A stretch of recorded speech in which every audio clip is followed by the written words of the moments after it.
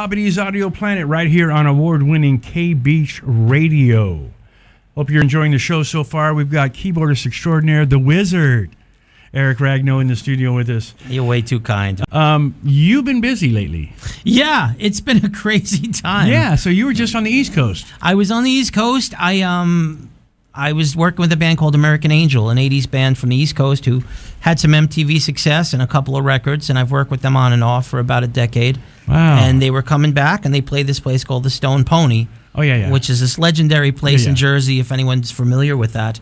And I always wanted to play the Stone Pony. I always wanted to, what Bruce Springsteen was, and Bon Jovi and all these guys. Yeah. And the chance came, and I grabbed it. And some friends of mine were playing at a local club in Bayonne, New Jersey, and they had this sort of a homecoming gig for me, this sort of a party, and we just played all night long, and I ran it. The place was packed. I mean, I was lucky to get in myself. Right. And I shot my first video there when I was like 15 years old. I played there with my dad, and it was just this sort of coming full circle of doing this long, and who says you can't go home? And here I am, I'm home, and they're throwing this thing for me, and it was great. And while I was there, I got a call from my friend Jeff Scott Soto, who's touring in Europe. What? And he says, listen, Joel Turner needs a keyboard player for some shows next month. Can you do it? And, your buddy Steve Brown from Trickster is a musical director, and they're putting it together with Sean McNabb, the bass player from Dokken, and Matt Starr, who, besides Ace Frehley, plays on Faith's Edge new record. He's on Gio's. Yeah, on John's record.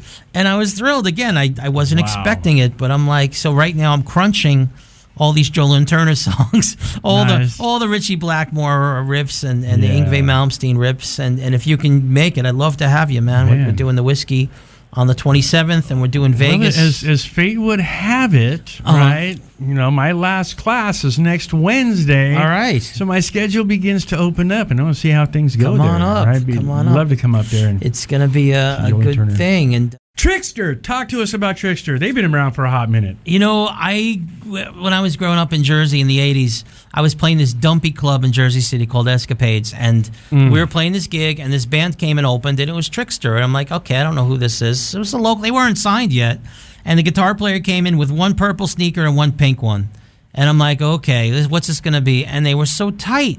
And the guitar player sounded so much like Eddie Van Halen. He was so spot on, and the harmonies were so great. And I had to follow this. I had to go on after this band, this unknown local band.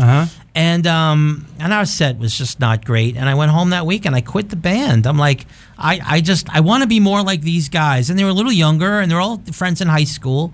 And my band, we weren't all very good friends. And it was Trickster, and of course they got signed, and they had MTV videos and toured the country, opening for Kiss at Madison Square Garden, and the Jersey arenas. I mean, it's like, wow, because I watch, you watch them play in this toilet of a club, and now you see, where real talent and focus takes you.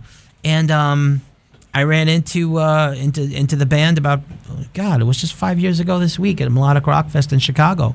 And I talked to Steve Brown. I'm like, man, I don't think you remember me, but we, met and had this conversation. And we just stayed in touch. And he's had me work on every Trickster record he's done since. He's produced records for other artists that he's invited me on to play. And I know the guys real well now. They're great guys.